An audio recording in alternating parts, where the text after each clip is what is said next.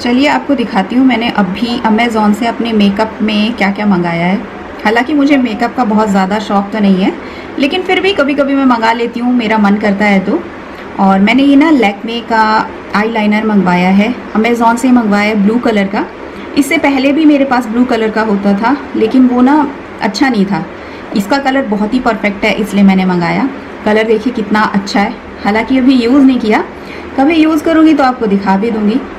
इसके बाद ये दोनों मैंने जो आईलाइनर है ये मंगवाए हैं, ये ब्लू हेवन के हैं। इसको एक को तो मैंने ओपन नहीं किया और एक मैंने कर लिया है।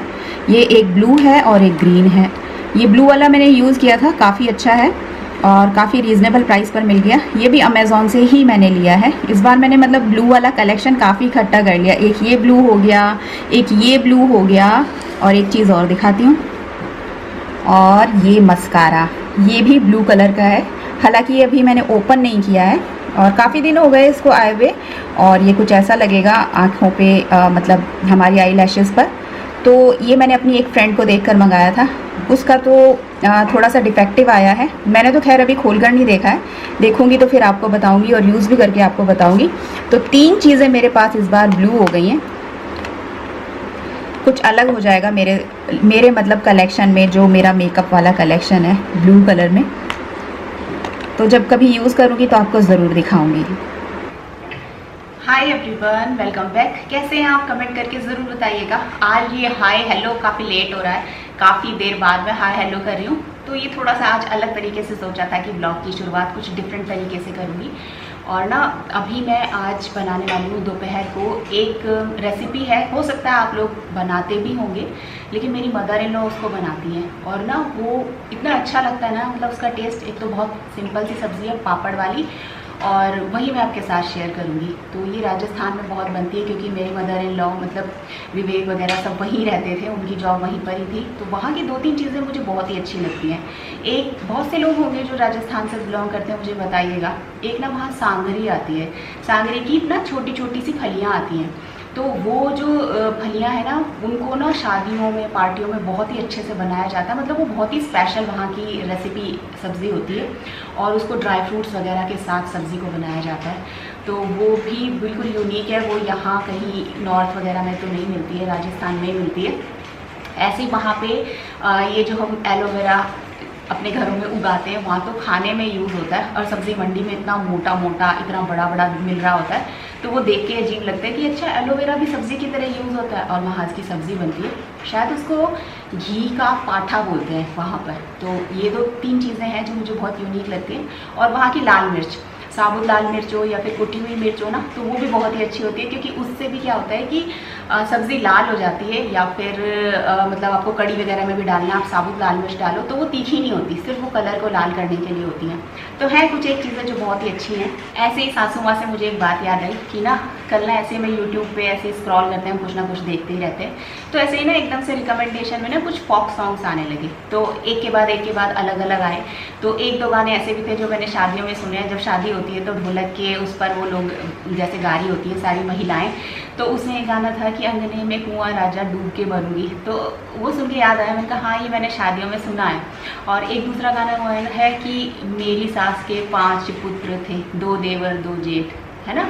तो ये दो गाने ना एकदम से मुझे फिर याद आए कि देखो शादियों में बहुत सारी जो लेडीज़ होती है, बहुत सारी, तो उनमें क्या होता है कि कोई ढोलक बहुत अच्छा बजाती है, कोई मेहंदी बहुत अच्छा लगाती है, कोई मेकअप बहुत अच्छा करती है, और कुछ पॉप सॉन्ग्स बहुत अच्छा गाती हैं। तो ना उन लोगों की क्या होती है, बहुत डिमांड होती है, शादी हो कुछ भी हो तो। क्यों? क्योंकि भाई ढोलक किसी को बजाना नहीं आता, कुछ एक लोगों को आता है, तो फिर अरे भाई उसको बुला लो, वो ढोलक बहुत अच्छा बजाती है, फिर गीत गाएंगे।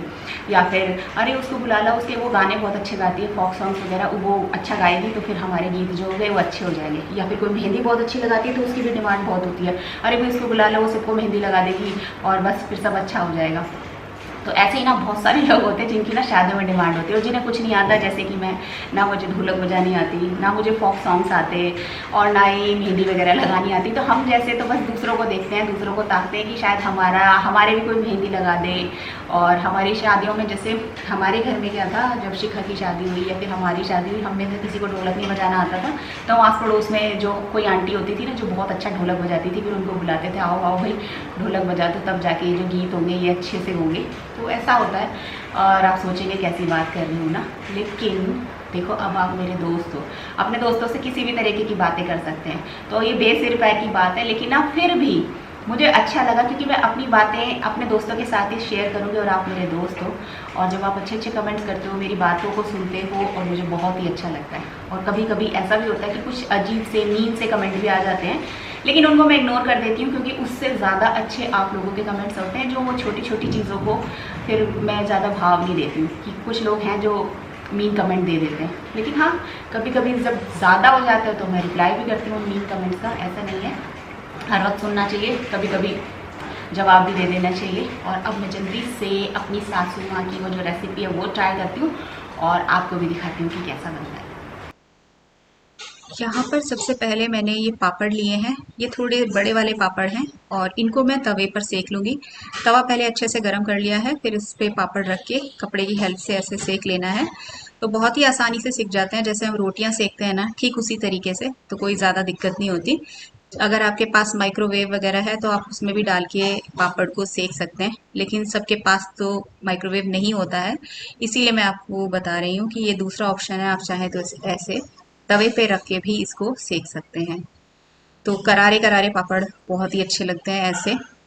और ये ना शायद चने की दाल के पापड़ हैं, आप किसी भी तरीके के पापड़ ले सकते हैं, मसाला पापड़ या कोई और भी पापड़। तो यहाँ पे कोई ज़रूरी नहीं है कि जो मैंने पापड़ लिया आप वही लें, छोटे बड़े जो भी आपको आपके पास अवेलेबल हैं आप वो पापड़ ले सकते हैं।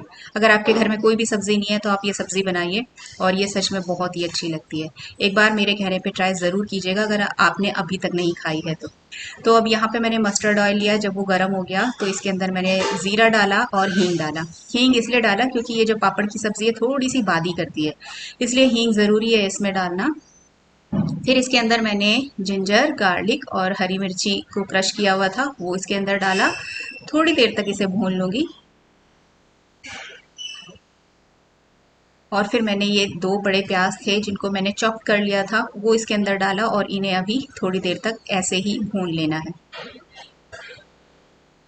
मैं बिल्कुल ऑथेंटिक वे में तो नहीं बना रही हूँ, इसमें मैं थोड़ा सा अपना भी ट्विस्ट डालूंगी, लेकिन मैं बता दूंगी कि जो ऑथेंटिक वे है वो कैसे बनता है। हालांकि राजस्थान की अगर सब्जियों की बात की जाए ना तो उनमें तेल बहुत ज़्यादा होता है, तेल उनमें अलग से ही दिखाई देता है, और बिल्कुल लाल उनकी सब्ज़ी होती है। तो यहाँ पे प्याज अच्छे से भुन गया था, और इसके अंदर फिर मैंने कश्मीरी लाल मिर्च पाउडर डाला और हल्दी पाउडर डाला। फिर इसे भी थोड़ी देर तक ऐसे ही भून लूंगी, हल्का सा पानी डाल रही हूँ ताकि मसाले जलने ना लग जाएं। राजस्थान की सब्जियां तीखी बहुत होती हैं, वहाँ पे मसालों का, तेल का बहुत ही अच्छे से प्रयोग किया जाता है, लेकिन मेरा उस तरीके का नहीं होगा, उससे थोड़ा सा डिफरेंट है खाना। तो यहाँ पे मसाले भी बहुत ही अच्छे से मैंने चला चला कर इनको मसालों को भून लिया है। अब इसके अंदर मैंने डाली है दही, आधी कटोरी दही है ये, और इसको मैं लगातार चलाती रहूंगी, और दही को मैंने पहले से ही फेंट लिया था। गैस सिम की हुई है और इसको लगातार चलाते रहना है। अगर नहीं चलाएंगे तो फिर क्या होगा कि दही फट जाएगी। तो इस तरीके से इसे बिल्कुल अच्छे से मसाले के साथ मैंने मिक्स कर लिया, और इसको ढककर अब मैं इसे 2 से 3 मिनट तक पका लूंगी। 2 से 3 मिनट हो गए, मसाले के साथ जो ये दही है बिल्कुल अच्छे से मिक्स हो गई है। तो यहाँ पे अब मैं टमाटर डालने वाली हूँ। लेकिन आप क्या करना, आप टमाटर अगर आपको बिल्कुल ऑथेंटिक वे में बनाना है तो आप इसमें टमाटर मत डालिएगा। तो यहाँ पे अभी तो मैंने इसमें डाला है धनिया पाउडर और गरम मसाला, और साथ ही साथ मैंने इसके अंदर किचन किंग मसाला भी ऐड किया है। थोड़ी देर तक इसे ऐसे ही भून लूंगी। तो इसके बाद ही क्या करते हैं, अगर ऑथेंटिक वे में बनाना है तो आप इसमें पानी डालिए और फिर इसे बॉईल आने के लिए रख दीजिए। लेकिन यहाँ पे अभी मैंने क्या किया, इसके अंदर चॉप्ड टमाटोज हैं 2, वो इसके अंदर डाल दिए और फिर इसको अच्छे से मिक्स कर लूँगी और फिर इसे ढक कर अच्छे से पका लूँगी ताकि ये टमाटर भी इन मसालों के साथ अच्छे से पक जाए। तो बस टमाटर नहीं पड़ता है उस वाली सब्ज़ी में। और ये मसालों के साथ टमाटर अच्छे से पक गए थे तो मैंने इसके अंदर क्या किया, पानी ऐड कर दिया। पानी अभी थोड़ा मुझे कम लग रहा है, थोड़ा सा पानी मैं और इसके अंदर ऐड कर दूंगी। और इसके अंदर मैं कश्मीरी कसूरी मेथी जो होती है वो भी इसके अंदर डालूंगी, और नमक मैंने डाला है स्वाद के अनुसार। कसूरी मेथी भी वैसे वो लोग नहीं डालते हैं लेकिन मैंने डाल दिया। तो इसको हाथों से क्रश करके मैंने इसके अंदर डाल दिया है, अच्छे से मिक्स कर लिया है और इसको ढक कर इसमें जब तक अच्छे से उबाल नहीं आ जाता ना तब तक इसको पकाना है। तो आप देख सकते हैं कितने अच्छे से इसमें उबाल आ गया है। अब जो वो पापड़ मैंने सेके थे उनको छोटे छोटे टुकड़ों में मैंने कट कर लिया था और इसमें डाल दिया, और इसको पापड़ को इसमें डालते ही गैस को मैंने ऑफ कर दिया है।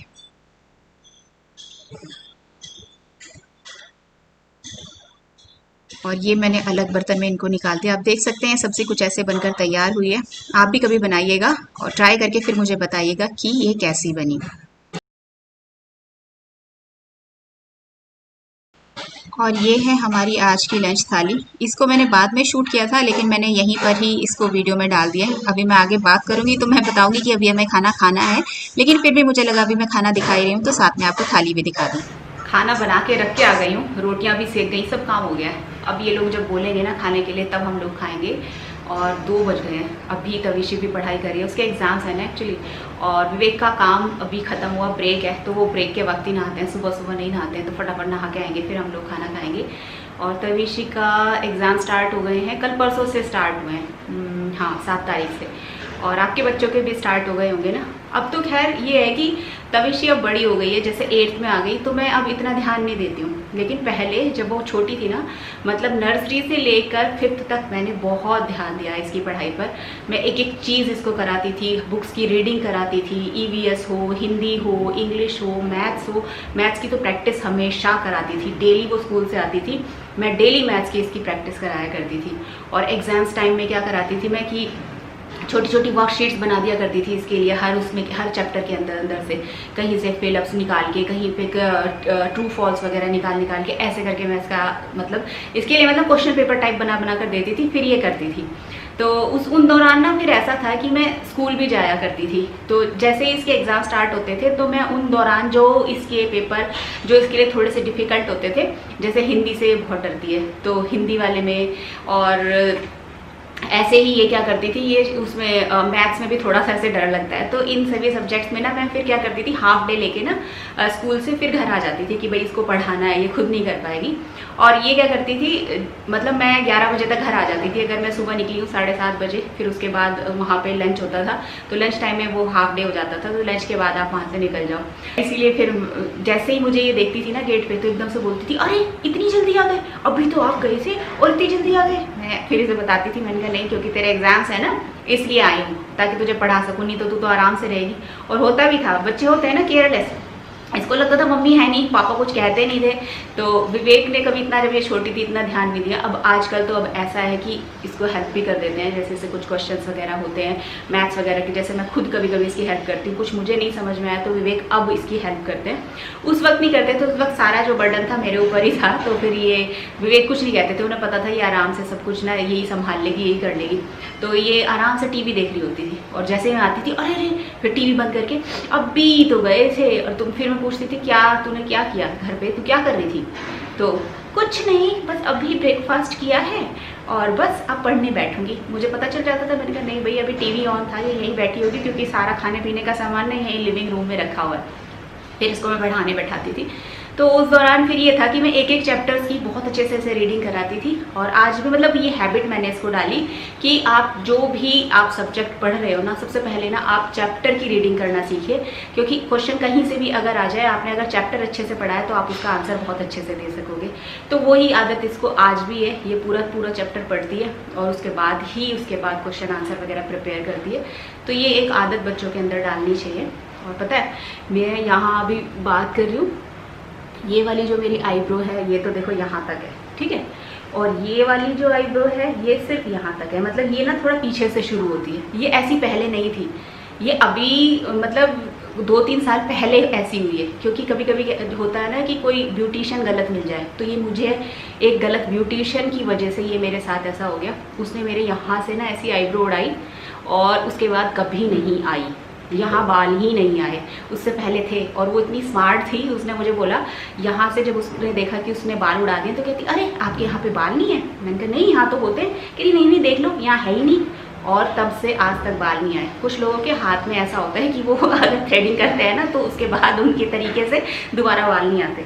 और मेरे साथ ना आईब्रोज़ के लिए थ्रेडिंग जो होती है ना आईब्रोज़ वाली, इसके लिए वर्स्ट एक्सपीरियंस रहा है मेरे लाइफ के। क्योंकि ना मेरे आईब्रोज़ की शेप ना थोड़ी सी अजीब सी है, तो कभी मुझे 1 या 2 ही मेरी लाइफ में ऐसा है ब्यूटिशियन अच्छी मिली है, नहीं तो हमेशा सबने गड़बड़ की है। सबसे पहले जब मैंने स्टार्टिंग में अपनी थ्रेडिंग कराना शुरू की थी तो मेरी आईब्रोज़ में ये कर्व ही नहीं था। वो जो बनाती थी वो एकदम ऐसे सीधी बना देती थी, तो फिर एकदम सीधी लगती थी। तब मुझे पता भी नहीं चलता था इतना, और मुझे लगता था शायद मेरी आईब्रोज़ ही ऐसी हैं। उसके बाद धीरे करके बाद में पता चला नहीं कर्व भी होता है, इसकी शेप को ठीक किया जा सकता है। धीरे 1-2 ब्यूटिशियन अच्छी मिली, उन्होंने फिर ठीक भी किया। लेकिन ऐसा है कि मेरे साथ कि वो फिर लंबे टाइम तक टिकी नहीं। एक तो अर्बन क्लैप से ही आती थी, तो वो भी बेचारी फिर चली गई पता नहीं कहाँ। उसको मैंने फिर काफ़ी कॉल वगैरह भी लगाया, फिर वो मिले नहीं। ऐसे एक दूसरी थी, वो अपने होम टाउन चली गई। तो बस मेरी लाइफ में 2 ब्यूटिशियन ऐसी अच्छी आई थी जिन्होंने मेरी आईब्रोज़ की शेप ठीक की, लेकिन फिर वो दोनों की दोनों ही अब नहीं है यहाँ पर, मतलब मेरे आसपास नहीं है, कहीं और शिफ्ट हो गई हैं। और अब देखो, खैर अब तो मैंने बहुत दिनों से थ्रेडिंग कराई नहीं, अब मुझे ज़रूरत ही नहीं पड़ती। ग्रोथ बिल्कुल ख़त्म हो गई है ना, इस वजह से अब बाल भी नहीं आते हैं। अब जैसी है देख लो, कब मैंने कराई थी मुझे तो खुद भी ध्यान नहीं, मार्च से लॉकडाउन हुआ है ना, उससे पहले ही मैंने कभी कराई होगी। और देख लो एक भी बाल नहीं है, कुछ भी, बल्कि मैंने प्लकर वगैरह से भी क्लीन नहीं किया, एकदम ऐसी की ऐसी है। अब मुझे ज़रूरत ही नहीं पड़ती, अब जैसी है ना बस ऐसे रहने दूंगी। अब मैं किसी से छेड़छाड़ नहीं करवाऊंगी इसमें। आज मैंने बहुत दिनों बाद आप लोगों से इतनी लंबी बात की है, क्योंकि मुझे लगता है कि मैं बहुत दिनों से ऐसे ब्लॉग्स बना रही हूँ जिसमें ना मैं काम ही काम करती रहती हूँ। ये काम किया, ये दिखाया, वो दिखाया। लंबी बातों वाला मैंने बहुत टाइम से कोई ब्लॉग ही नहीं बनाया। और आज मुझे आपके साथ बात करके ऐसा लग रहा है जैसे कि ना मन हल्का सा हो गया हो। जैसे आपकी कोई फ्रेंड होती है और वो बहुत दिनों बाद आपको मिलती है, जो आपकी बहुत ही क्लोज है। फिर हम क्या करते हैं, हम उनके साथ बैठ के बातें करते हैं। तो उनके साथ आगे पीछे की हर जगह की हम हर तरीके की बातें करते हैं, और उसके बाद क्या होता है, हमें ना बहुत हल्का सा लगता है, बहुत अच्छा सा लगता है। आज मुझे ऐसा लग रहा है आपके साथ बहुत दिनों बाद बात करके। अब मुझे तो पता नहीं आपको मेरी बातें कैसी लगेगी, लेकिन मैंने तो अपना मन हल्का कर लिया। और मुझे बहुत अच्छा लगता है जब आप मेरी बातों के रिप्लाई भी करते हो, आप मेरी बातों को अपनी लाइफ से रिलेट करते हो, फिर कहते हो कि हाँ हमारे साथ भी ऐसा होता है, ये है और कुछ भी, तो मुझे बहुत ही अच्छा लगता है। तो बस अब थोड़ी देर बाद खाना खाने वाले हैं हम, बस विवेक गए हैं नहाने और हम लोग फिर खाना खाएंगे। और इसके बाद अब मैं अपने ब्लॉग का एंड भी करूँगी। ज़्यादा लंबा आज ब्लॉग नहीं कर पाऊँगी क्योंकि तविशी के एग्ज़ाम्स है ना, तो मैं ज़्यादा तेज़ भी नहीं बोल रही हूँ, वो बैठी हुई पढ़ रही है। ज़्यादा ऐसे बातें करते करते ना डिस्टर्बेंस होती है। तो अगर पसंद आया ना ब्लॉग और मेरी बातें भी पसंद आई तो प्लीज़ इसे लाइक कर दीजिएगा, अपने दोस्तों के साथ शेयर भी कर दीजिएगा। मिलूंगी आपको जल्दी नेक्स्ट वीडियो में, तब तक के लिए बाय।